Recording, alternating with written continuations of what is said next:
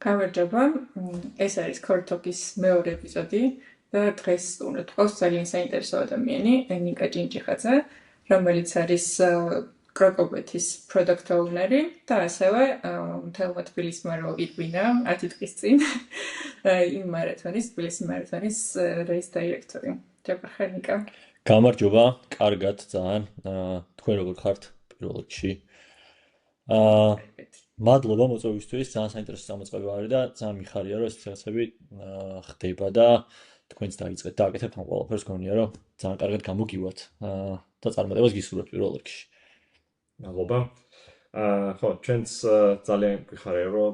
ეს ზუსტად ამ პერიოდში გვაქვს შესაძლებლობა, რომ შევხვდეთ ერთმანეთს, იმიტომ რომ მინდა აღნიშნო თავიდანვე, რომ ძალიან მაგარი თბილისი მარათონი იყო. როგორც ყოველდღე წელს განსაკუთრებით ეთყობოდა, რაც მუხტი იგრძნობოდა, ძალიან ბევრი ხალხი იყო წინა წლებთან შედარებით და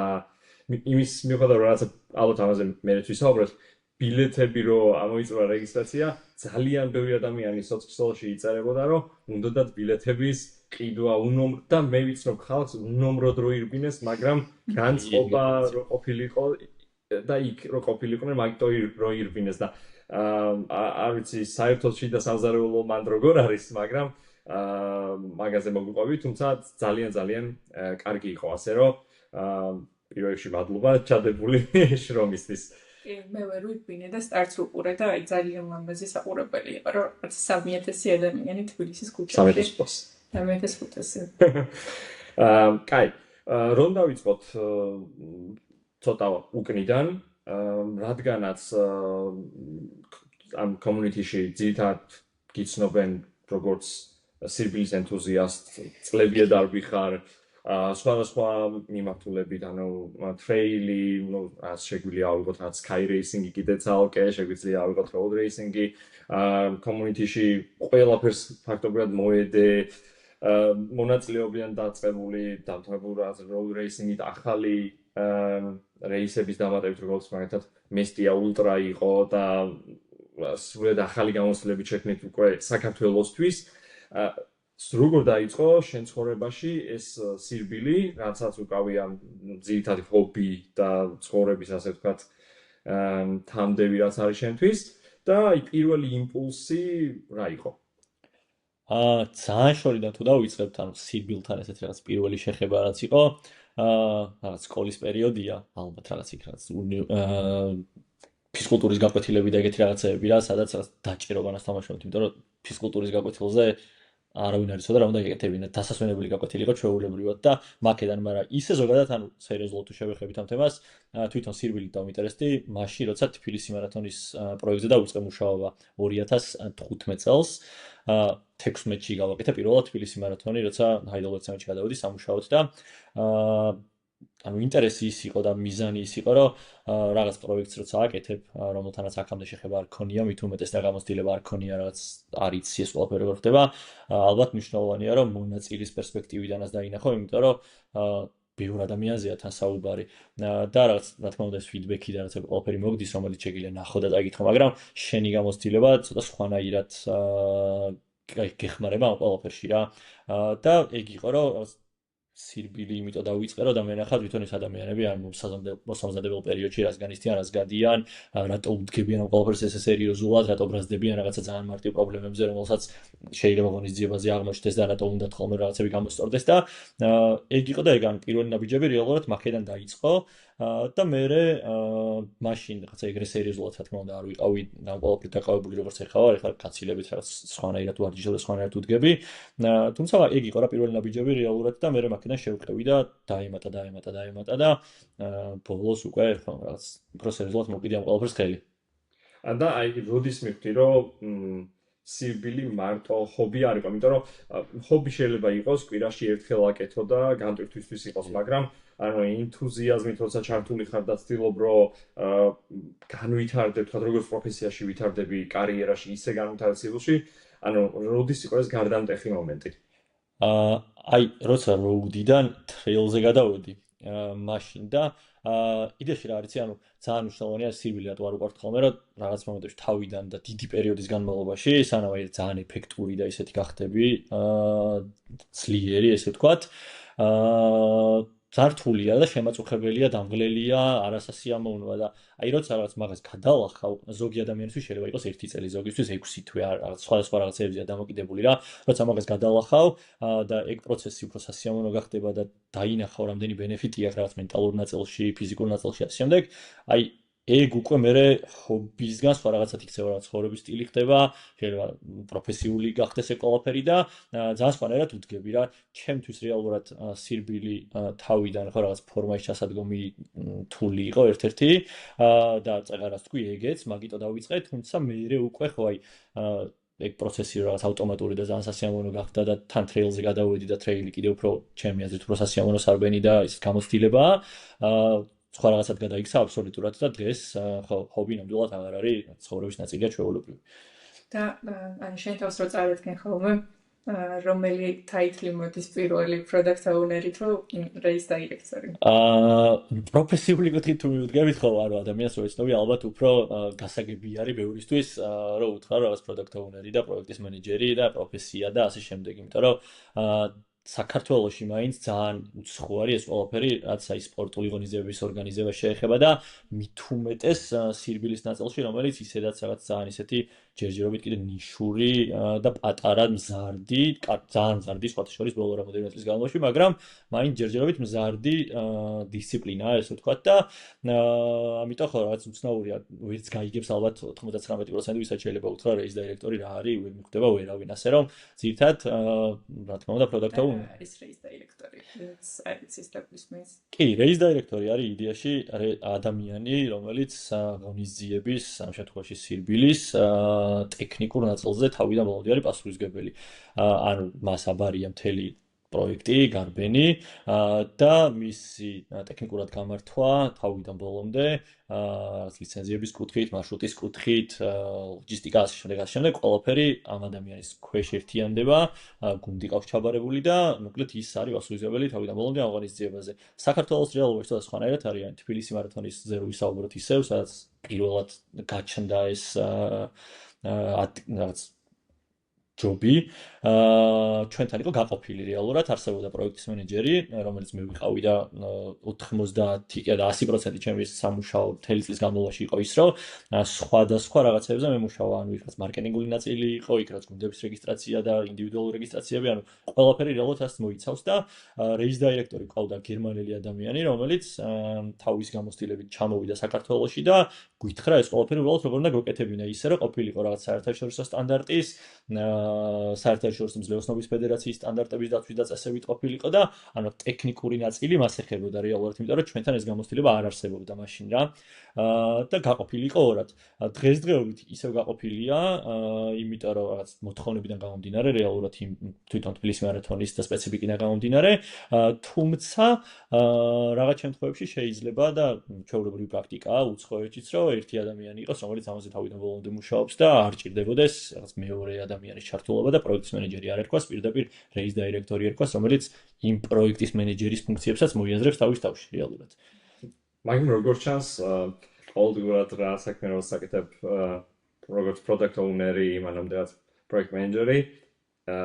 რეალურად რასაც მე აკეთებ თბილისის მარათონზე, საკმაოდ ახლოს არის და შეიძლება ვთქვას, ექსკილები გარდამავალი არის. კი, ცალსახად, იმიტომ რომ ანუ რეალურად პროექტის მართვა თბილისის მარათონი რო აიღო, პროექტია ხო და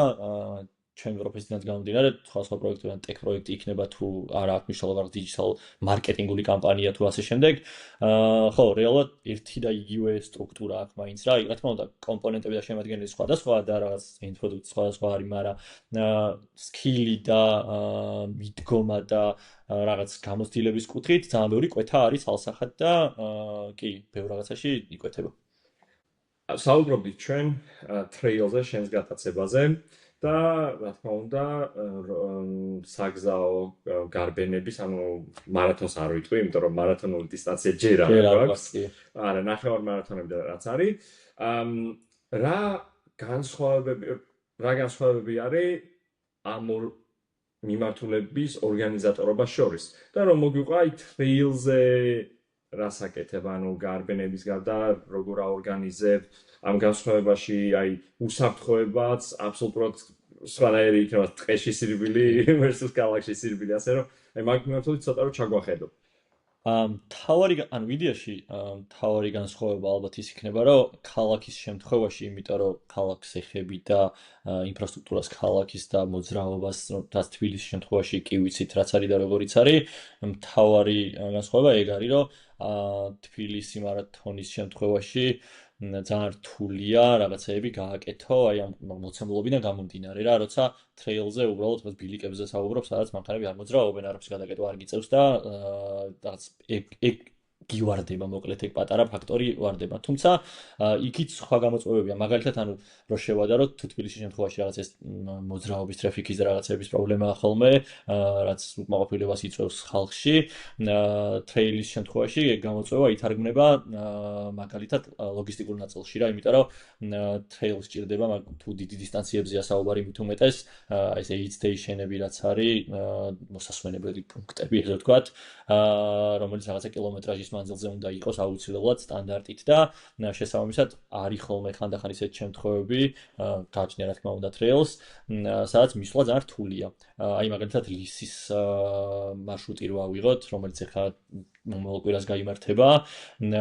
ლის მარშრუტის თავარი გამოწვევა და პრობლემა ეგ არის, რომ ბევრ ადგილას მანქანით მისვლაც კი ძალიან რთულია და შესაბამისად აი ამის ყველაფრის რაღაც მოწყობა და ასეტაპება და იქამდე აკანა მე მოხალისეების აყვანა ან სტაფის აყვანა ძალიან პრობლემურია მე რა თქმა უნდა რომ დასრულდება ეს ყველაფერი უნდა წამოიღო უკან და ასე შემდეგ. ძირითადად ეგ არის ხოლმე და რა თქმა უნდა უსაფრთხოების საკითხი, იმიტომ რომ ეხლა ქალაქში როცა მოძრაობს ადამიანი ფიზიკურად ვერსად ვერ დაიკარგება რა, თუნდაც რომ გაჩერდეს, შეუძლია ადგილ და სახში წავიდეს, ტაქსი გამოიძახოს, ან რაღაც მეტროთი ისარგებლოს, ასე შემდეგ და ტრეილზე თუ გაჩერდება სადღაც მით უმეტეს აი ის სადგურებს შორის თუ გაჩერდება და თან ხაზზე არ გამოდის და ვერ პოულობ ან ლაივ ტრეკინგი არ არის, არ არსებობს ან რაღაცა, ეგ ფაქტორი ჩემოდის, რომ უსაფრთხოების ამბავში არ გიწევს რომ მოძებნო და ეკონტაქტო რაღაცნაირად, ხშირად კავშირის პრობლემაც არის ხოლმე ისევ რელიეფიდან გამომდინარე და უსაფრთხოება ცალსახად ტრეილის გარბენებში ბევრად უფრო ისეთი ფაქტორია ვიდრე ქალაქის შემთხვევაში და ძალიან რთული საკონტროლო და სამენეჯმენტო არის, ესე ვთქვათ რა. კიდე არის პატარ-პატარა დეტალები, მაგრამ ძირითადი განსხვავება ალბათ მაინც უფრო ეგ არის. და მაინც ამ ტრეილზე ორგანიზება და ბილიკების შედგენა რამ წელიწადში რამდენი გვაქვს ეგეთი? 4 არის წელს.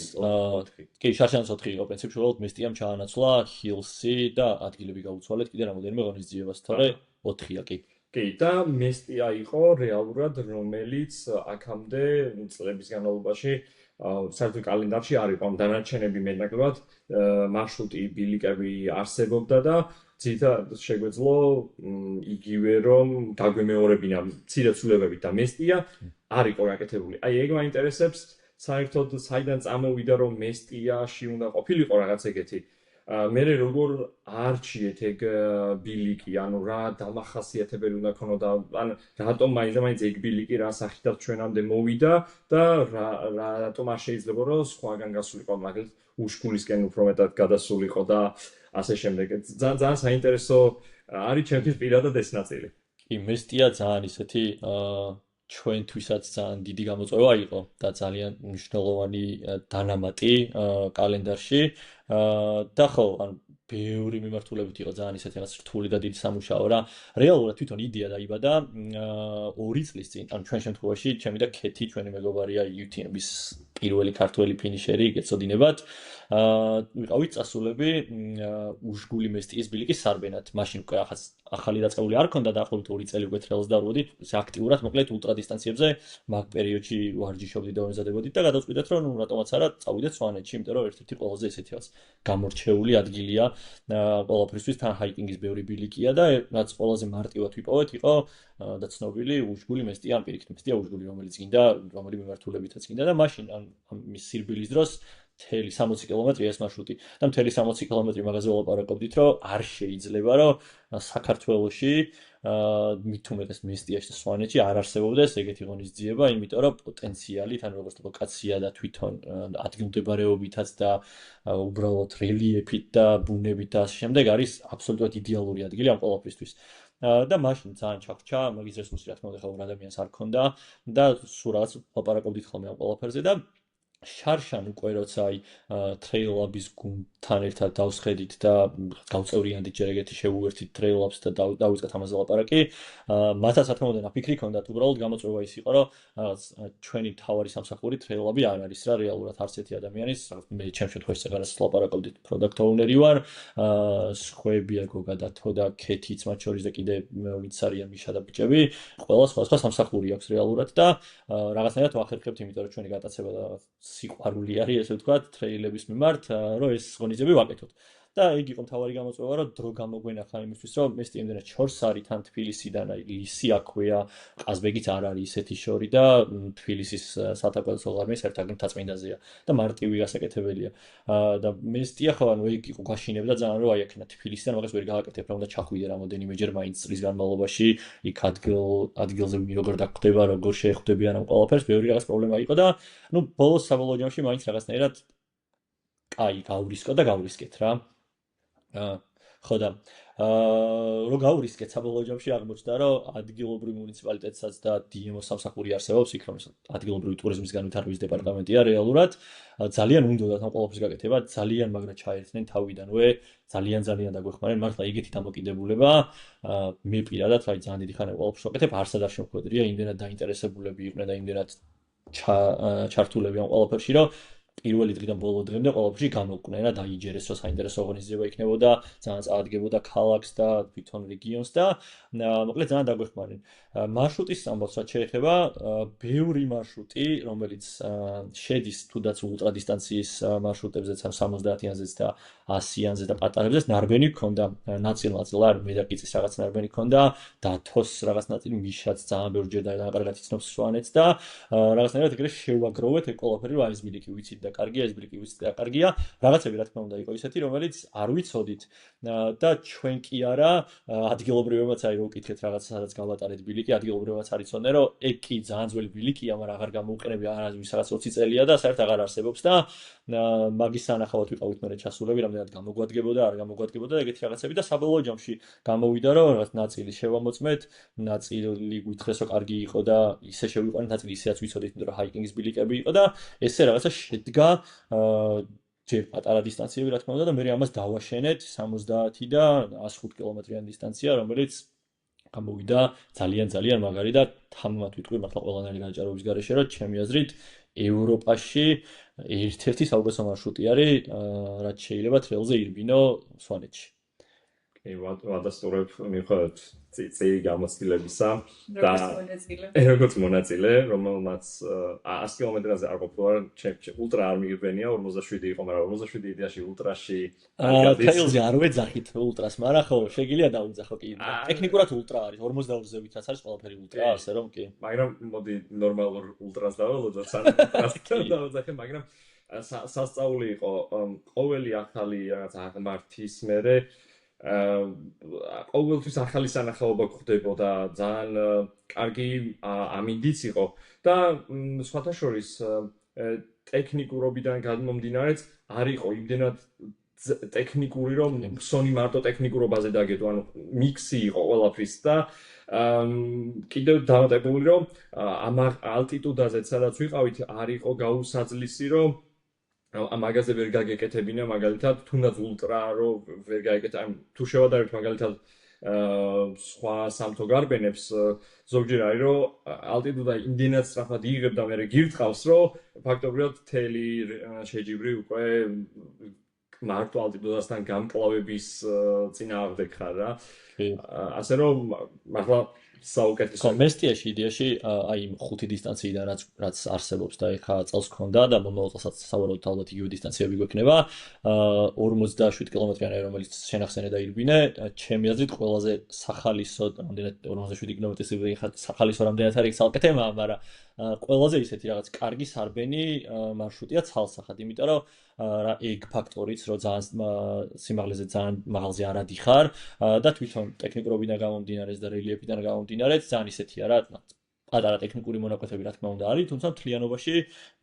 ძალიან კარგი ბილიკებით არის და აი ულტრების შემთხვევაში უფრო ხშირი არის ტექნიკური ნაწილი იმიტომ რომ 3600 მეტრზე ადიხარ თითქმის 3500-ზე ორჯერ და ხო შესაბამისად ეგ ხა მაგას თავის დატვირთვა აქვს და სვანაირი მომზადება ჭირდება თუმცა ხო ულტრა და ულტრასთვის ეგეთი რაღაცები ჩვეულებრივი ამბავია მომზადებულიც უნდა იყოს აუცილებლად კი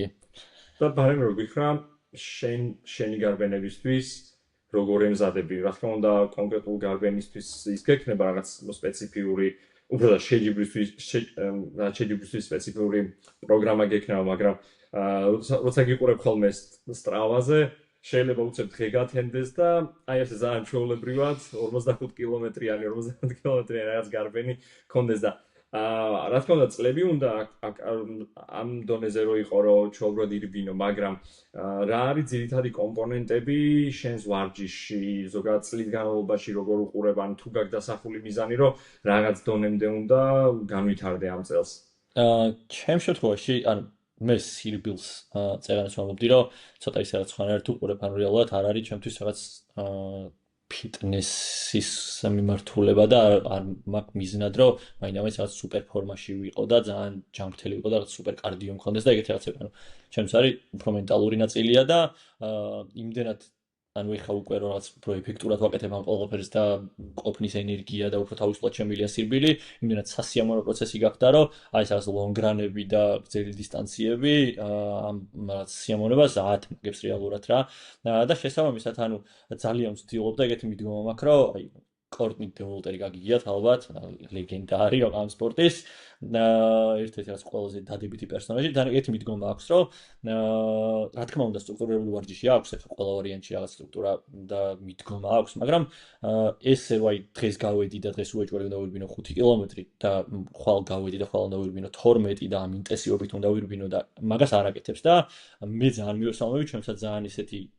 ახლო და მისაღები ფორმა არის ვარჯიშის იმიტომ რომ სარბენად რო გავდივარ წინასწარ არასდროს გაწყვეტილი არც ერთხელ არ მქონია რომ აი დღეს ამდენი უნდა ვიბინო რა თქმა უნდა ხა ლონგრანებზე თუ რაღაც მარშრუტს ადგენ კონკრეტულს და მიდიხარ იცი რომ 40 კილომეტრი იქნება მაგრამ ძირითადად აი კვირის განმავლობაში ან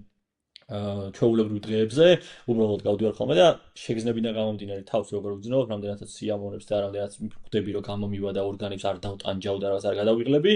მაქენა გამომდინარე ეგრე ვემზადები ხოლმე მინიმალური სტრუქტურა რაც მაქვს რეალურად არის რომ კვირის ჭრილში ვიღებ რაღაც კილომეტრაჟ, პირობითად შარშან ჩემთვის კილომეტრაჟი იყო რაღაც კვირაში 90 კილომეტრი და დაყოფილი მაქვს მე რაღაც დღეებად რა თუ ხვალ დღეს წავედი და 15 კილომეტრი ვირბინე, ხვალ შეიძლება იყოს 12 და კვირას იყოს მე რაღაცა 30 ან 35. აი ეს არის ძალიან ისეთი მინიმალური რაღაცა, რასაც ვაკეთებ ხოლმე ძირითადად და არც რაღაც ქონებრივად არ მტვირთავს, იმიტომ რომ ზედმეტი ციფრები და ბუღალტერია არ შემოდის ამ ყველაფერში და ეგ მიდგომა ძალიან ისეთია რა, ჩემთვის მუშაობს, ესე ვთქვათ რა. და თუ რაღაც განსაკუთრებულისთვის ემზადები, რაც აქამდე არ გაკეთებია და რაღაცა out of the limit არის შენთვის, მაშინაც არ გაქვს რაღაცა გეგმა, რა გეგმითაც განვითარდები და მიაღწევ შედეგს. და თუ ასეთი რაღაც რანი ან მარათონი არსებობს, რომელი იყო და რა არის შენი შემდეგი მიზანი რომელ შეჯიბრში გინდა რომ მიიღო მონაწილეობა? კი, მაგაზეც გეტყვი, ანუ რა თქმა უნდა, რაღაც მინიმალური წესს ვახსენებდი, უეჭველი არსებობს რა, მით უმეტეს, როცა კონკრეტულად რომელიმე შეჯიბრისთვის ან რაღაც რეისისთვის ემზადები, უეჭველი, იმიტომ რომ თუ იცი რა კილომეტრაზე არის ლაპარაკი, რა გეინზე არის ლაპარაკი, რამდენი უნდა აწიო და ეგეთი რაღაცები, მოკლედ მაგისთვის ლოგიკური არის, რომ რაღაცნაირად მოემზადო რა, მენტალურადაც და ფიზიკურადაც. შესაბამისად, ანუ ეგეთი რაღაც დაუწერელი წესი არსებობს, რომელსაც ბევრი ადამიანი მიყვება, ვინც ვარჯიშობს, რომ თუ პირობითად შენი შემდეგი რეისი არის 100 კილომეტრი, ანუ 50 კილომეტრი, კვირის ჭრილში მინიმუმ მაგდენს უნდა დარბოდე. ანუ შენი მინიმალური კილომეტრაჟი კვირის ჭრილში უნდა იყოს 100 შემთხვევაში 100 კილომეტრი, 50 შემთხვევაში 50 კილომეტრი და ასე შემდეგ. თუ ამ ყველაფერში შემოდის კიდე დამატებითი ფაქტორი, რომ აღმართებია, რაც ტრეილზე ჩვეულებრივი ამბავია, თუ მაგალითად რაღაც 3000-4000 მეტრიანი გეინია, რა თქმა უნდა, მაგისთვისაც უნდა მოემზადო, რომ აღმართებზე ივარჯიშო, მეტი ყურადღება მაღაზე გადაიტანო და ზოგჯერ რაღაც ინტენსიური ვარჯიშები აკეთო ამ აღმართზე, რომ ესაც გამძლეობა და რაც მოგემატოს. და ანუ ეგრე შედგება რეალურად ვარჯიში რა. ბევრი ადამიანის შემთხვევაში, რომელიც ცოტა უფრო სხვანაირად უყურებს ამ ყველაფერს, აი რაღაც ციფრები უყვარს და ეს სტრუქტურით მიდგომა უყვარს ამ ყველაფერზე, იქ არის რაღაც ინტენსიურად დაყოფილი ვარჯიშები, რომელიცაც hill repeats იქვია პირობითად, რომ ერთი კონკრეტული დღე გადიხარ და მარტო აღმართზე არ ვიხარ და ჩამორვიხარ რაღაცა დიდი ინტენსივობით. არის რაღაცა ფარტლეგი, რომელიც კონკრეტული ტემპით არ ვიხარ და ასე შემდეგ. ანუ ძალიან ბევრნაირი მომზადების საშუალება არსებობს რეალურად მაგისთვის. ანუ უბრალოდ უნდა იპოვო ის, რაც შენთვის მუშაობს, კარგია და თუ მაგალითად ეხლა რაღაცა განსაკუთრებულად საპრიზო ადგილებისთვის არ ემზადები, ზედმეტი არ უნდა მოგივიდეს, მოკლედ რა, შეგიძლია ცოტა ისე მიუდგე, რომ არ გადაიწვა და იმიტომ რომ ჩვენი ხო რაღაც მოყვარულები ვართ ყველა და სამუშაო არ არის ეს ყველაფერი და ათლეტები არ ვართ, რომ რაღაც ვაგებდეთ მოკლედ და ამიტომ day job-ის სხვა რაღაცაა და იმასაც არ უნდა მოაკლდეს და შესაბამისად აქეთაც ხო მაქსიმალური სიმრავლე უნდა მიიღო. თვითონ მაგასთან დაკავშირებით მექნება კითხვა, რომ შენ ახსენე, რომ ფსიქოლოგიურად და ძალიან მეხმარებოდა და აი როგორ გეხმარება სირბილი ტექში და აი საერთოდ ბალანს როგორ იჭერ რადგან აქეთაც უკვე რავი პროფესიონალურად თუ არა ნახევრად პროფესიონალურად ხარ ჩართული, როგორ იჭერ მაგ ბალანს, რომ ტექი და სპორტი და ბალანსო. პირველ რიგში რაშიც მეხმარება არის, რომ აი რაღაც შეიძლება ძალიან უცნაურად ჟღერდეს და ადამიანები ვინც ამით არ არიან დაკავებული, იმით რაღაც სიგიჟეთ გამოჩნდეს, მაგრამ სირბილი არის მედიტაცია რეალურად რა. ანუ მართლა მაგდონეზე მიდიხარ რაღაც ეტაპზე, რომ ძალიან ისეთია და ამ მედიტაციის დროს, ანუ გონება რეალურად არ გისუფთავდება, რა თქმა უნდა ეს აზრები და რაღაცები არც არ მიდის, მაგრამ ძალიან მარტივი ხდება რაღაცების დალაგება რა. აი დღის განმავლობაში უამრავ ინფორმაციას რო ატრიალებ და ბევრ რაღაცასთან რო გაგშეხება, მით უმეტეს აი პროექტების შემთხვევაში ხო, პროექტი თუ დიდი პროექტებია, მით უმეტეს ძალიან ბევრი სხვადასხვა ელემენტია და კომპონენტია და გიწევს ყველაფერზე ერთდროულად ფიქრი უამრავ ადამიანთან შეხება და მე ეს ყველაფერი ძალიან ერთად იხარშება თავში და აი ამ ყველაფერს ესე დალაგებაში, რომ მეორე დღეს მიხვიდე და მაქსიმალურად მომზადებული და დალაგებული და იცოდე პროცესებს როგორ გაყვე, ძალიან მაგარ როლს თამაშობს, აი ძალიან გეხმარება და კიდევ გავიმეორებ, ანუ უცნაურია მართლა, რომ აი ფიზიკური აქტივობა, ეგეთი აქტივობა მით უმეტეს, რომელსაც ძალიან დიდი ენერგია და რაღაც მიაქვს, რომ ეგრე შეიძლება მუშაობდეს, მაგრამ რეალურად ეგრე მუშაობს ეს ყველაფერი და ეგ არის უდიდესი ბენეფიტი ამ ყველაფრის რა და ძალიან კარგად ვითარგმნება ყოველდღიურ ცხოვრებაში და მეორე არის რომ აი რთულ რაღაცებს როცა აკეთებ და საკუთარ თავს რომ მტკიცებ რომ აი თავიდან გონია რომ ვერ გააკეთებ პირველი რაღაცის დაწყება ხო ძალიან რთულია ყოველთვის და მე რო შედიხარ და პროცესში რო ნახულობ რომ გამოგივი და საკუთარ თავსაც აჯერებ რომ აი ეს ყველაფერი გამოგივიდა უნდა გეცადა უბრალოდ რა და სირბილი მაგისთვის ძალიან კარგი საშუალება არის რომ აი გაგიჭირდა, მაგრამ მაინც გააკეთე რეალურად. და მე მაინდსეტში გადადის ეს. ზუსტად. კი. ტექსტსაც ეგრე უდგები. განაცხადი პრობლემას რაც ცხოვრებაში მოდის. კი, აი, ეგ არის ალბათ ერთ-ერთი ყველაზე ისეთი რაც კარგი აღმოჩენა, რაც სილში გავაკეთე, რომ რთული რაღაცების გაკეთება, ფიზიკურად რთული რაღაცების გაკეთება ძალიან კარგად ითარგმნება მე ყოველდღიურ ცხოვრებაში, იმიტომ რომ თუ რაღაცას საკუთარ თავში ან შეაძლებლობაში იჭვი გეპარება, აქეთ შეგიძლია საკუთარ თავს რაღაცა დაუმტკიცო და მე ეს ყველაფერი წამოიღო, რომ ის თუ გავაკეთე, ამასაც გავაკეთებ რა. კი, რა თქმა უნდა, რთული იქნება, გამიჭირდება, შეიძლება ერთ-ორჯერ შევიკინო, მაგრამ გავაკეთებ უეჭველი რა და აი ულტრა დისტანციები მაგისთვის აბსოლუტურად რაღაც იდეალური პლატფორმა არის კიდე. ისე, როდესაც მაგისთვის მომზადებას ამბობდი, დავიჭირე რომ თქვი 90 კილომეტრი კვირაში მქონდა მიზანიო, ძალიან ჩვეულებრივად და ჩვენი შემოქმედებისთვის რომ იყოს გასარკვევი 90 კილომეტრი კვირაში დაახლოებით არის ალბათ 14 საათი, 15 საათი მაინც ვარჯიში თუ არ ჩავთვლით. კი, დაახლოებით. დასაცის რეცხვის ტრანზიტად მაგ დენს როდესაც ვარჯობ კვირაში.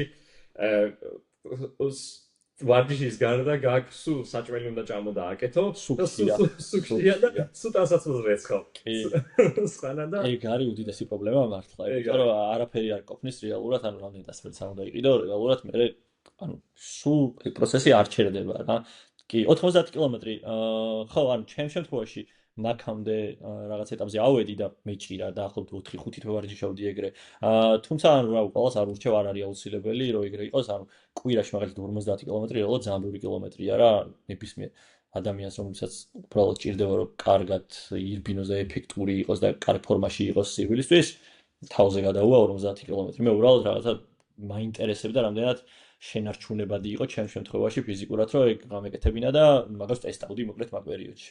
მე შეიძლება ვთქვა, ჩემი maintenance ფაზაც 50-60 კილომეტრია კვირაში. თუ რამე მინდა ვზრდი, მაგრამ ანუ აი ეხლა მინდა გავტესტო ზუსტად რომ 80 კილომეტრი კვირაში რამდენად შენარჩუნებადია არა აი peak week რო ავიღოთ, ანუ სამარათონო პროგრამის შუაში კი არა. სულ რო გქონდეს რომ 70-80 ზამთარშიც გაზაფხულზეც რომ შეინარჩუნო. მაგისთვის კარგი გზა არის ძალიან, ანუ თვე რო აიღო პირობითად და 4 კვირა არის, შეგიძლია ქნა ეგრე რომ 3 კვირის განმავლობაში მაქსიმალური, ანუ 90 იქნება თუ 100 იქნება თუ 80 რაც შენთვის მაქსიმალურია, ეგენი აკეთო და მეოთხე კვირა შედარებით ჩამოაგდო ხოლმე. ანუ მეოთხე კვირა იქნება იდეაში ის კვირა როცა ხო, ისვენებ კი და მე შემდეგი 3 კვირა ისევ იგივეს აკეთებ და ეგ ძალიან კარგი ციკლია, ძალიან კარგად მუშაობს რა. ეგ არ მიფიქრია ისე. კი, ეგ შეგიძლია დატესტო. კი. იდეაში აი ეგეთი რჩევები დაწანებული ვარ, ბევრი გექნება კიდევ ისეთ ხალხისთვის, ვინც შეიძლება აქტიურად არ დარბის, მაგრამ აი ესეთ შორიდან ეპარება ტრეილაბის ივენთებზე 1-2-ზე გამოდის და უნდათ რომ შემდეგ ლეველზე გადავიდნენ, მაგრამ რაღაცნაირად ვერ ბედავენ რა. ხო და აი ეგეთი რა შეიძლება იყოს ტრეილზე რომ რომელს უფრო მეტი benefit მოაქვს ვარჯიშს, ანუ უფრო მეტი დრო გაატაროს კონკრეტულად სავარჯიშო პროგრამაში, აი hill repeat-ები, ანუ ყველაზე საზღარი სავარჯიშო, მაგრამ ყველაზე შედეგიანი არის რა. თუ long run-ებში ჩადოს ინვესტიცია, რამე ასეთი შედარებით სწორხაზოვანი ის თუ არის? იცი როგორ არის? ჩემი აზრით და მე რაც ამ პერიოდის განმავლობაში ვისწავლე არის რომ იმის და მიუხედავად რომ უამრავი ინფორმაცია შეგიძლია ნახო, ანუ YouTube-ზე უყურო რაღაც 1000 ადამიანს და ის 10 რაღაც რაც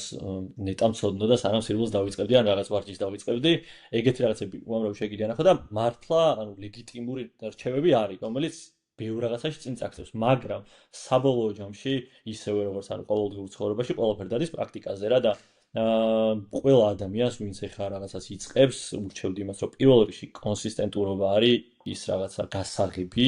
რომ აი ძალიან რთულია, მით უმეტეს ზამთარში, რომ რაღაც ადგე და სიცივეში კარგად გახვიდე, მაგრამ თუ შედეგი გინდა ეგ არის, რომ რაღაცა უნდა გადაალახო და მე უკვე რაღაც ავტომატურადაც ხდება და როგორც კი მაგას გააკეთებ, მე უკვე რაღაცების დატესტო უნდა დაიწყო, რაც შენთვის მუშაობს რა. შენი ცხოვრების სტილიდან გამომდინარე, სამუშაოდან გამომდინარე, რაღაც ოჯახური მდგომარეობიდან გამომდინარე და ასე შემდეგ, ასე შემდეგ. ანუ შეიძლება შენთვის იყოს, აი მაგალითად ეგეთი მიდგომაც არსებობს, რომ თუ არ გაქვს იმდენი დრო, რომ ლონგრანები აკეთო ან დიდი მაილეჯი დააგროვო და რაღაც პროფესიონალები ხო რაღაც 200 მილზე და 150 მილზე წადიან ხოლმე კვირაში და ანუ აი მაგის გაკეთება თუ არ შეგიძლია, რაც ჩვეულებრივი ამბავია, იმიტომ რომ სხვა რაღაცებს ვაკეთებთ ხო, ჩვენ არ ვართ პროფესიონალები ისევ. კი, ხო, ანუ ცხოვრობთ მართალია. შეგიძლია უბრალოდ შენი ვარჯიშები უფრო ხშირად იყოს მეტად ინტენსიური. და ლონგრანის მაგივრად მაგალითად გახვიდე და პირობითად 1 საათი ირბინო ან 40 წუთი ირბინო, მაგრამ ის 40 წუთი გააკეთო ის მაქსიმალურად შეგიძლია გააკეთო რა და ეგეთი მიდგომაც არსებობს და ბევრისთვის ეგრეც მუშაობს, ეგეც მუშაობს, ანუ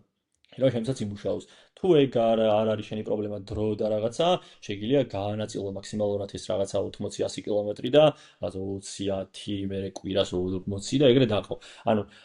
ყველა ვარიანტი აი რაღაცებს რო დატესტავ, იდეალურს იპოვი რა, იმიტომ რომ ერთი ესეთი ყველასთვის უნივერსალური მიდგომა ჩემი აზრით არ არსებობს. იმის და მიუხედავად რომ ანუ რაღაცა სავარჯიშო გეგმები რა თქმა უნდა ყველას მოერგება, თუმცა თუ გინდა რომ რაღაცა სხვა დონეზე გადახვიდე და რაღაცა შენით უნდა დატესტო ყველაფერი და ცხადო რომ აი ეს ამას მიხმარება, კარგია, ჩავსვავ ჩემ რუტინაში, ეს ამას არ მომწონს და არ მიხმარება და არ გამომდის, არ ჩავსვავ და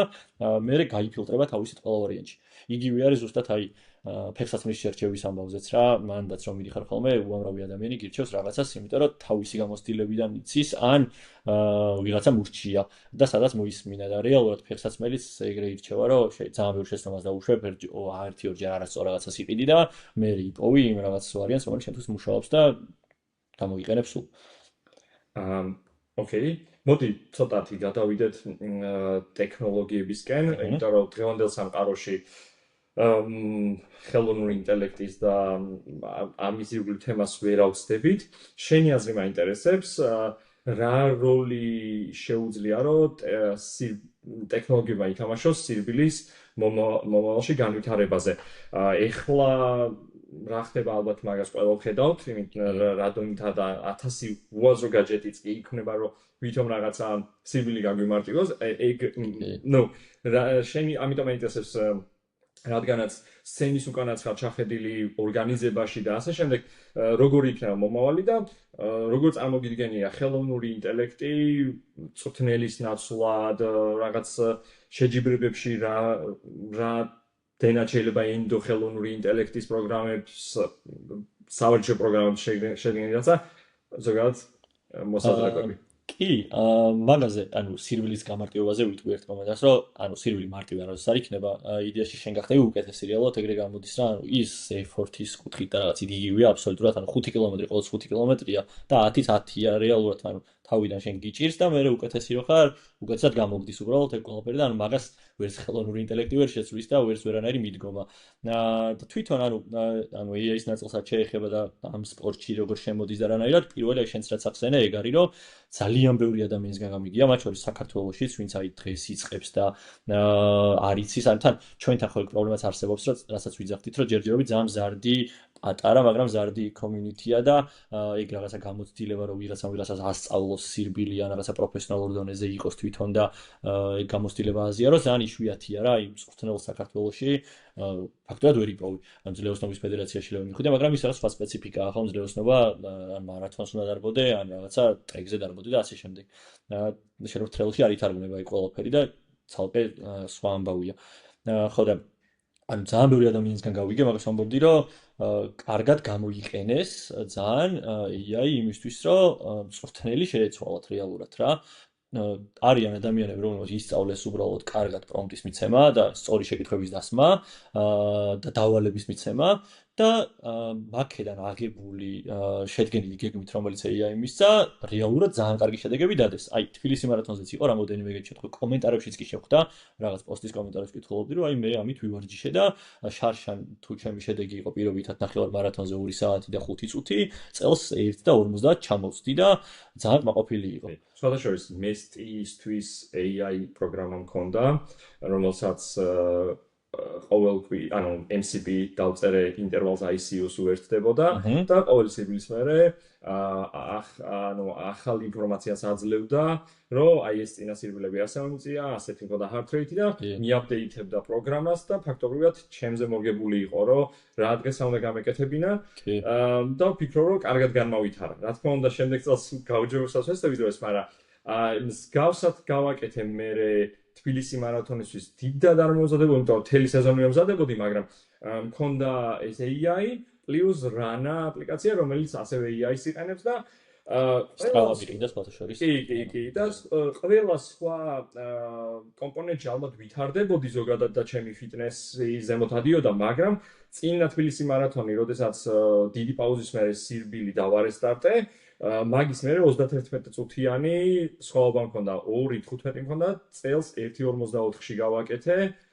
იგივე წრე და რეალურად მართლა შედეგი დავინახე რა და მე მგონი შენც მაგას ამბობდი, რომ ვიღაცებმა შეიძლება ძალიან თუ იციან რა უნდათ მარტივად გამოვაგდებენ. იმ შემთხვევაშიც კი პირობითად თუ აი ძალიან კარგად არიცი, როგორ შეიძლება შეკითხვა და იმიტომ რომ ანუ სირბილს თავიდან როცა იწყებ რეალურად რაღაცეები იმდენად არიცი, ეს ინსაიტები და რაღაცეები, რომ სწორი შეკითხვები დაუსვა, ეგეთ ჩვეულებრივი ამბავია, იმიტომ რომ უბრალოდ არ ქონია ეგ გამოცდილება, რომ აი რაღაც კონკრეტულად შეხვიდე და აი გეგმას რო შეგიდგენს, მე ამ გეგმაში დააქვეშჩენე, რომ ეს მჭირდება ნამდვილად რა არის საერთოდ და ასე შემდეგ და ასე შემდეგ. მაგრამ მაგ პირობების შემთხვევაშიც კი როცა აი დავალებასაც ცოტა ისე რაღაც ზერერით და არასდროს აძლევენ, მაინც კარგად აკეთებს, იმიტომ რომ იმ დამწყებისთვის ის რაღაც რამოდენიმე რჩევა რასაც იღებს, ეგეც კარგია რა რეალურად და კიდე ძალიან დიდი პლუსი ის აქვს, რომ ძალიან ხელმისაწვდომი არის ყველასთვის საერთოდ, ანუ ვისაც ინტერნეტი აქვს რეალურად და კომპიუტერთან რაღაც ელემენტარული შეხება, ყველას მიეცა საშუალება, რომ ეგეთი რაღაცეები გააკეთოს და აღარ უწევს, რომ რაღაცა ჯგუფებში ან ჩათებში და რაღაცებში დასვას შეკითხვები, სადაც შეიძლება არავინ არ უყუროს, ყურადღება არ მიაქციოს, ან რაღაცა ძალიან დიდი თანხა მოთხოვან რაღაცა სიგიჟეში, რომელსაც ვერ გამოიყენებს და ასე შემდეგ და ეგეც ძალიან კაია. და შენ რაც ახსენე, ეგეც ძალიან დიდი პლუსია, რომ აი რეპორტის კუთხითაც ძალიან კარგ რეპორტებს ადგენს, ისეთ რაღაცეები შეიძლება დაგანახოს, რასაც შენ ყურადღება შენით არ მიაქცევდი და ეგ სირიულში ძალიან მნიშვნელოვანია, იმიტომ რომ თუ რაღაცა მეტრიკებს და დატას უყურებ, და ხო უყურო ისეთ რაღაცეებს, რაც მნიშვნელოვანია და სწორად, მოკლედ სწორად ანალიზი გავუკეთო ამ ყველაფერს და მაგას იდეალურად აკეთებს ფაქტიურად კი. მარიამ, შენ აქტიურად არ დარბიხარ, მაგრამ სხვა მიმართულებებში, აი შენი დამოკიდებულება როგორ არის ხელოვნურ ინტელექტთან, რამდენად ხედავ, რომ შეიძლება წვრთნელი პირდაპირ შეიძლება არ ჩაგინაცვლოს, მაგათ სერფინგში პირდაპირ ვერ ჩაგინაცვლებს რა, მაგრამ აი კროსფიტურ ნაწილში სად ხედავ ლიმიტებს? ანუ რა თქმა უნდა, ცალსახად ძალიან კარგი თული არის და მგონია, რომ ანუ განსაკუთრებით იმ შემთხვევებში გადგება, თუ ცდილობ, რომ აი constantly გააუმჯობესო შენი შედეგი და უბრალოდ კი არ ვარ ჯიშობ, არამედ იმას უყურებ, რომ მოდი წინა კვირას რაც ვიყავი, იმაზე კარგი ვიყავ. მე მაგას დიდ ყურადღებას არ ვაქცევ ხოლმე სამწუხაროდ და ჩემთვის აი როგორც ნიკამ თქვა რომ მედიტაცია არისო, ეგ არის და აი weightlifting-ში რომ ძალიან განვითარდა, მოკლედ მან საერთოდ სხვა ფიზიკური მონაცემები გჭირდება. ანუ ვცდილობ რომ განვითარდე, მაგრამ აი scientifically არ მაქვს ყველაფერი მაგ დონეზე არ მაქვს აყვანილი. ამიტომაც ის რომ დატას ვაგროვებდე და მე მაგის ანალიზი მჭირდებოდეს, მაგას არ ვაკეთებ, უბრალოდ ფილინგის დონეზე მაქვს და რაღაცა ჩემთვის ვარჯიში უფრო ეს არის ვაიბი არის და კარგად დროის გატარება. ერთ გუნდში ვართ. კი, ზუსტად ეგ და მაგრამ ანუ რო ვფიქრობ რომ რატომ არ ვაკეთებ, იმიტომ რომ შეჯიბრები მაკლია.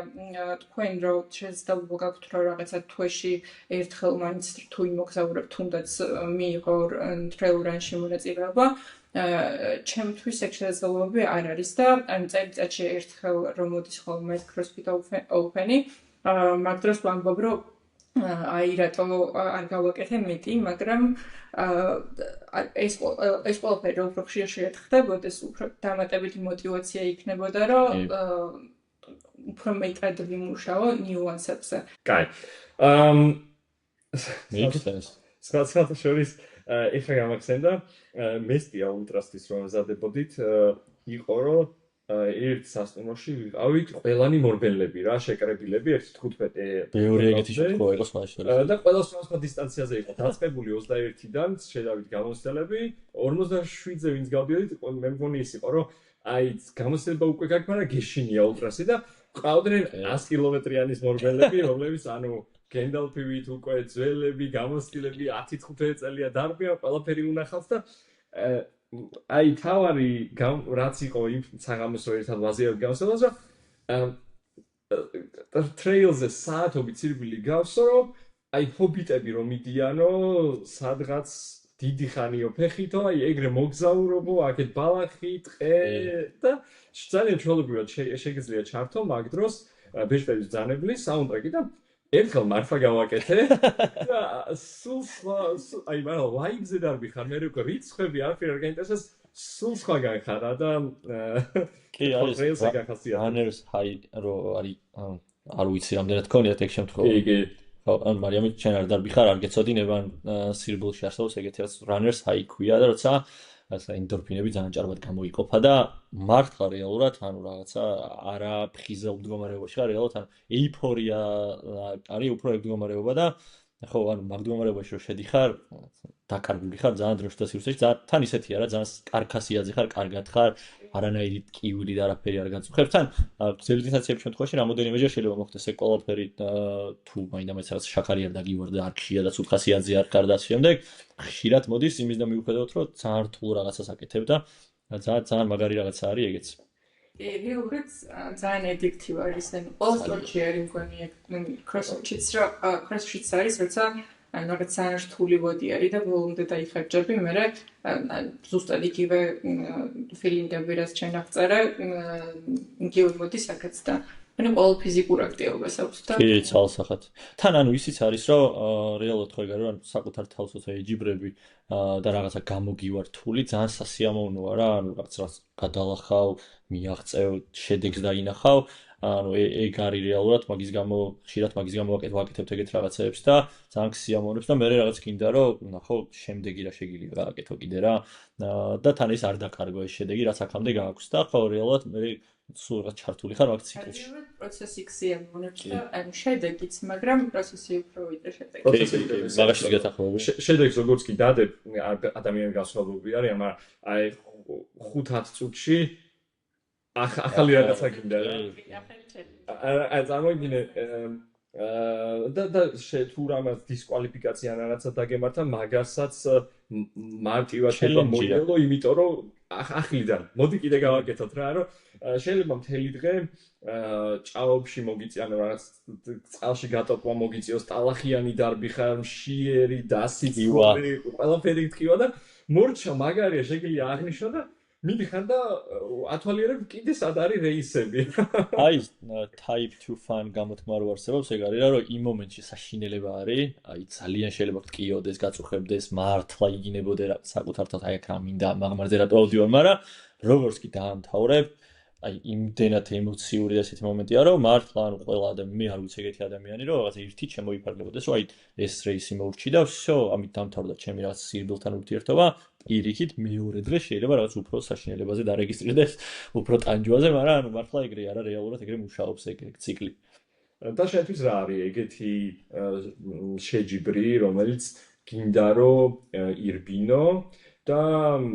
ანუ არ არის ეგრევე ხელმისაწვდომი რა, ანუ მიუხედავად შენი აი ფიტნეს მონაცემებისა. ჩემთვის ან ძალიან ისეთ რაღაც ნათელ მაგალითს მოვიყვან ვინც მეტად ტრეილებს დავდივართ, ჩვენთვის რაღაც ყველაზე ისეთი ჰაილაითი და დიდი ღონისძიება არის UTMB, აი რაც ქეთი მირბინა და აუცილებლად სადაც ჩეკლისტში არის მოკლედ, სადაც კი არა ტოპებში არის. ჩემ შემთხვევაში პრობლემა ის არის, რომ წინა 2 წლის განმავლობაში იმის და მიუხედავად, რომ ანუ UTMB-ზე რომ მოხდე, ეგეთი სისტემა მუშაობს UTMB-ზე, რომ არის ინდექსები პირველ რიგში და არის მერე სტოუნები. ანუ ჯერ რაღაც ინდექს რეისებს დარბიხარ, რომთაც უნდა დაიწყო 20-იანი, 20-იანს რო ირბენ მერე 50-იანი ინდექსია, მერე 50-იანი 100 კილომეტრია და მერე არის საქართველოში გვაქვს ინდექს რეისები, რომლის რეის დირექტორი ჩვენ. ჩვენი ყველა ტრეილებზე ყველა რეისი არის ინდექსიანი, 20-დან დაწყებული 100 მილი დამთავრებული, რომელიც არის მესტიის 105 კილომეტრიანი დისტანცია. ამ ინდექსებს რო დააგროვებ, მე ამ ინდექსებით შეგვიძლია სხვა რეისებში მიიღო მონაწილეობა, უკვე UTMB-ის რეისებში, რომლებსაც მოყვება სტოუნების სირთულის მიხედვით რა. არის რაღაცა 1 სტოუნიდან 8-მდე, მეგონი ყველაზე მეტი არის 8, რომელიღაც ვალდარანი, რომელიღაც დიდი ღონისძიება არის, ერთ-ერთი რომელსაც ბევრი მოყვება, რაც უფრო მეტი გაქვს, უფრო დიდია შანსი, რომ UTMB-ის რეგისტრაციაც როცა გაივლი, UTMB-ის რეგისტრაცია ხდება ლატარიის პრინციპით, იმიტომ რომ ძალიან დიდი მოთხოვნაა და ყველასთვის fair რო იყოს.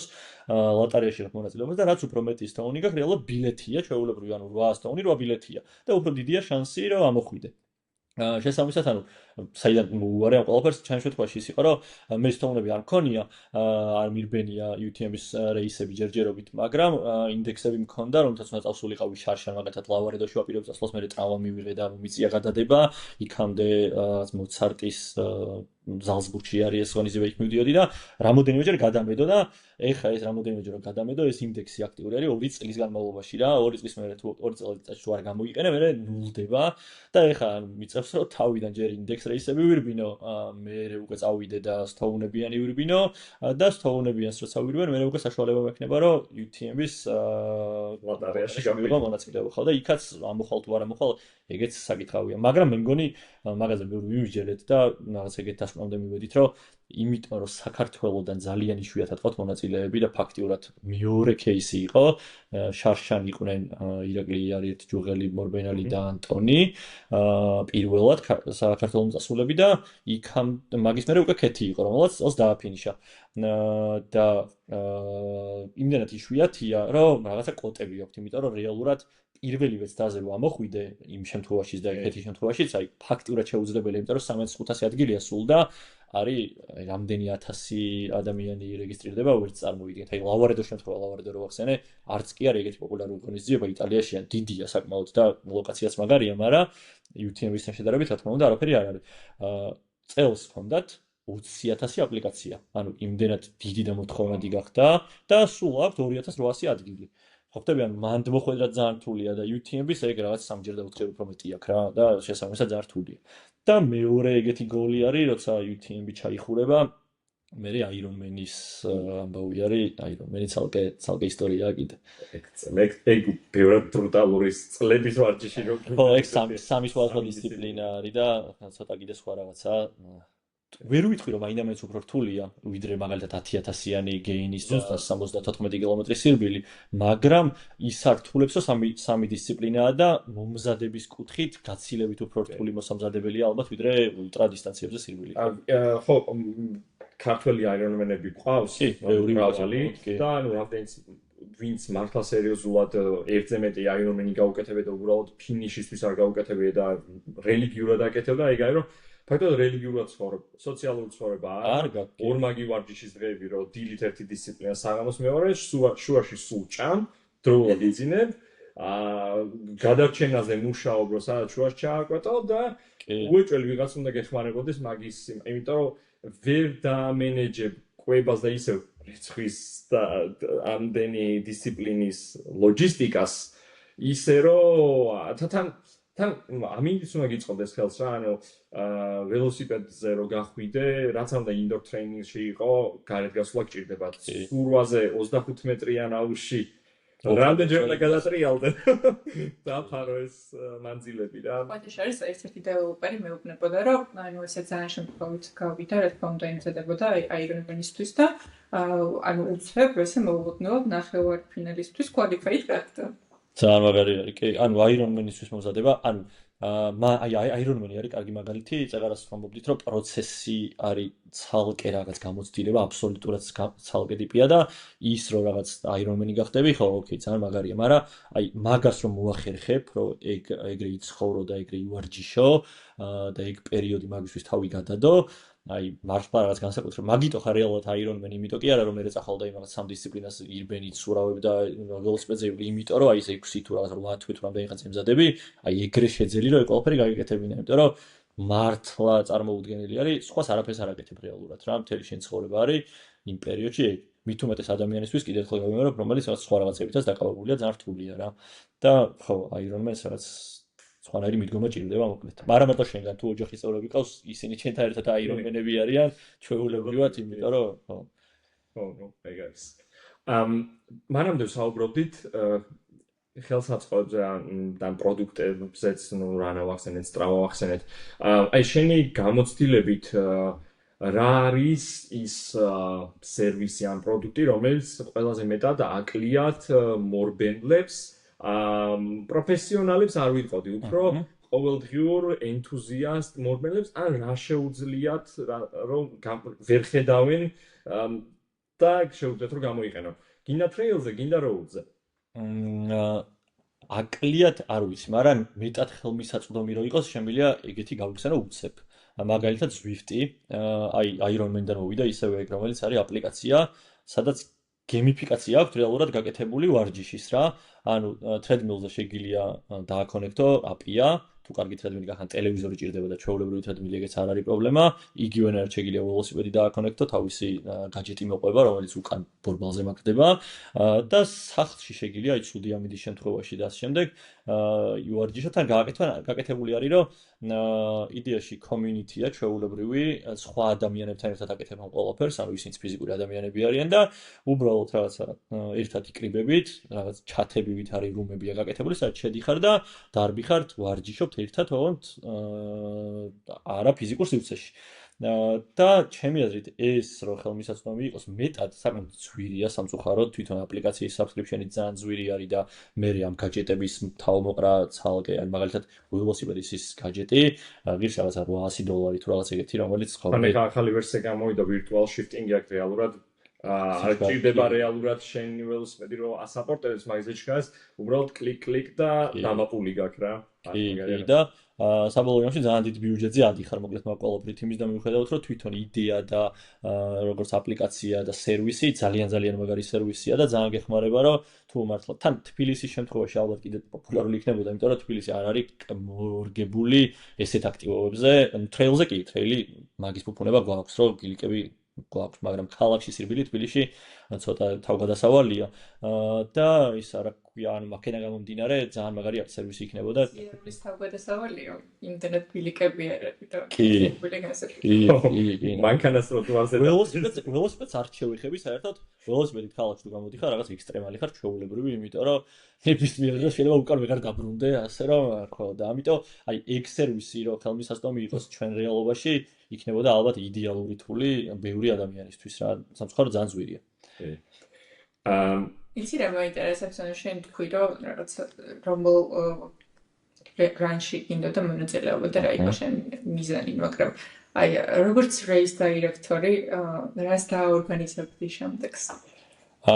პირველ რიგში ჩემი ახლა ანუ ორი მიზანი არის რეალურად რასაც ძალიან დიდი სამნები გავაკეთებდი ერთი იმიტომ რომ მართლა ძალიან ბევრი გამოწვევიდან გამომდინარე და რაღაცა და თან მე მგონი უკვე თბილისი არა ანუ ეს community რასაც ლაპარაკობთ უკვე მზად არის იმისთვის რომ თბილისში ქონდეს სრულფასოვანი მარათონი და ჩემი აზრით ძალიან მაგარი იქნებოდა რომ თბილისში რაღაცნაირად მოგვეხერხებინა იმის და მიუხედავად რომ წეგანასაც მომდիր ქალაქი მაგის საშუალებას საკმაოდ რთულად იძლევა თუმცა შესაძლებელია რა თქმა უნდა შესაძლებელია გაკეთებადია და მაგას გავაკეთებდი და ვანახებდი ადამიანებს რაც არჯერა და სკეპტურად უყურებენ რომ მარათონისთვის საქართველოს და თბილისი უკვე მზად არის და ბევრი ადამიანი მიღებს რეალურად მონაწილეობას 4 წელი არ დამარცხმევი მაქსი გიჟეს არ გავაკეთებ მაგას გულისხმობ რომ ანუ რეალურად მარათონს უკვე სხვანაირი დაგეგმარება ჭირდება და ეს რაღაცა წრეებზე სირბილი გამორიცხული არის მაგ შემთხვევაში რა ანუ ნახევარ მარათონის შემთხვევაში მუშაობს კი ბატონო ცუდია მაგრამ ნუ რეალობა ეგეთია და მარათონის შემთხვევაში ეგრე ვერ იმუშავებს სალსახად რაღაცა სხვანაირი მარშრუტი უნდა იყოს გაცილებით უკეთესი და ასე უკეთესად დაგეგმარებული მოკლედ ერთი ეგ არის და მეორე მიზანი რაც ძალიან მინდა და მისტის შექმნაც ეგ იყო რომ მინდა რომ საქართველოში აი თავიდანაც უშგულის სირბილის რო ვახსენე მაშინაც რომ მაგაზე ვლაპარაკობდით რომ ჩემი მიზანი არის რომ საქართველოს კონდეს ძალიან მაღალი დონის, აი რაღაც საერთაშორისო სტანდარტის ძალიან დიდი ტრეილრანი ღონისძიება და მაგისიც ძალიან მჯერა რომ მესტია და საქართველოს ზოგადად, მაგრამ მესტია განსაკუთრებით და უკვე მესტია ულტრა არის აი რაღაც პლატფორმა, სადაც შეიძლება გაკეთდეს რა, რაღაც დრო დაჭირდება, მაგრამ 100% დარწმუნებული ვარ რომ რეგიონში თავიდან უეჭველი მინიმუმ რეგიონში ერთ-ერთი საუკეთესო ღონისძიება იქნება ცოტა ხანში და რაღაც ეტაპზე ალბათ ევროპის მასშტაბითაც მინიმუმ შეიძლება სწორი რესურსებით და დაინტერესებით და ვიღაცების ჩართულობით გახდეს მართლა ერთ-ერთი ტოპ ღონისძიება, იმიტომ რომ მართლა ყველაფერი აქვს, ქალაქსაც წაადგება და ნუ საქართველოსაც წაადგება და რაც რუკაზე ჩასვავს მოკლედ იმ ადამიანებისთვის, ვინც ეძებს ყოველწლიურად ამ რაღაცა ახალ ღონისძიებებს და ახალ ადგილებს. რეალურად ექსტრემალური სპორტის ძალიან დიდი პოტენციალი გვაქვს თუნდაც სრიალის, იმიტომ რომ შვეიცარიიდან ჩამოდიან ჩვენთან სასრიალოდ რომ ბახმაროში რაღაც გაუყვალოში ისრიალონ და უბრალოდ რაღაცა მიხედვა ჭირდება იმას, იმიტომ რომ ეკონომიკურად იმდენ შეიძლება განვითარდეს იქაურობა სადაც ეს ჩატარდება თუნდაც ამ შემთხვევაში სვანეთი ბახმარო ან ასე შემდეგ რომ ძალიან დიდი ბენეფიტი იქნება ეს ქვეყნისთვის და აბსოლუტურად გეთახმები. თავიდან ენთუზიასტი ხალხით იწყება ეს ყველაფერი, მაგრამ ანუ რა თქმა უნდა support-ი და ფინანსური დახმარება არის საჭირო, მაგრამ მე მჯერა ამ ენთუზიაზმის რომ რაღაცა მოიკრიბავს საჭირო ხალხს და საბოლოოდ შედეგიც დაიდება. კი, აბსოლუტურად გეთახმები ენთუზიაზმის ნაწილშიც, ანუ უბრალოდ მანდ ერთი პრობლემა ის არის, რომ ენთუზიაზმით რაღაც დონემდე მიხვალ თავისუფლად, აუცილებლად მიხვალ და კარგი დონე იქნება, ისეთი არა რომ რაღაც ვიღაცასთან თავი მოგერიდოს და რაღაც გაწელში გამართულად ვერ ელაპარაკო და ვერ ესაუბრო, თუმცა მე აი რაღაც ეტაპებზე უკვე როცა ღონისძიება იზრდება და ცოტა სხვანაირი ხდება, იქ უკვე სხვანაირი ჩართულობა არის საჭირო და უფრო მეტი დახმარება და გვერდში დგომა სტრუქტურებისგან იქნება თუ სპონსორებისგან და ასე შემდეგ რა და იმაშიც გეთანხმები რომ საქართველოს აი სპორტული ტურიზმი რასაც ქვია რა, ანუ მარტო სირბილს არ გულისხმობ, იგივე თხილამური სნოუბორდი, რავი, აი ველო, MTB და ეგეთი რაღაცეები მართლა აი 64 არის რაღაცნაირი მაგ ყველაფერისთვის, იმიტომ რომ რავი, თა გვაქვს,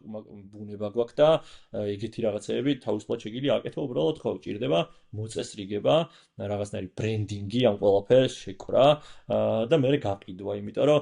აი ევროპელების მაგალითი არის ძალიან ისეთი ევროპელების ბაზარი უფრო სწორედ არის ძალიან კარგი სამუშაო ბაზარი, იმიტომ რომ ეგ ადამიანები ეძებენ ესეთ ლოკაციებს ზუსტად, მით უმეტეს ეხლა გაზრდილ მოთხოვნას თუ შევხედავთ ესეთ ლოკაციებს, იმიტომ რომ აქ რაღაცა უფრო ველურია ეს ყველაფერი რა ხდება, ანუ გასწორებული გაკრეჭილი ბილიკები და რაღაცეები შვეიცარიაში ბევრ სტილში ამოვიდა და ურჩევნიათ რომ რაღაც ცოტა უფრო ისეთ რაღაცა wild გარემოში მოხვდნენ, სხვანაირად შეხედონ ამ ყველაფერს და სხვანაირი ახალი ადგილები აღმოაჩინონ და აი რავი წინ გვაქვს ყველაფერი და იმედია რომ რაღაცები დაინახავენ და მარტო სირბილში კი არა, რასაც ვახსენებთ მართლა სხვა მიმართულებითაც გაჩნდება ეგ კერები რა. კაი, ცოტათი როგორ ბოლოსკენ მივდივართ, მაგრამ მინდა რომ დავუბრუნდეთ შენს რეალურ პროფესიას, product owner-ის როლს ეხლა მაგ მიმართულებით რა მიზნები გაქვს და თუ ხედავ რომ სადმე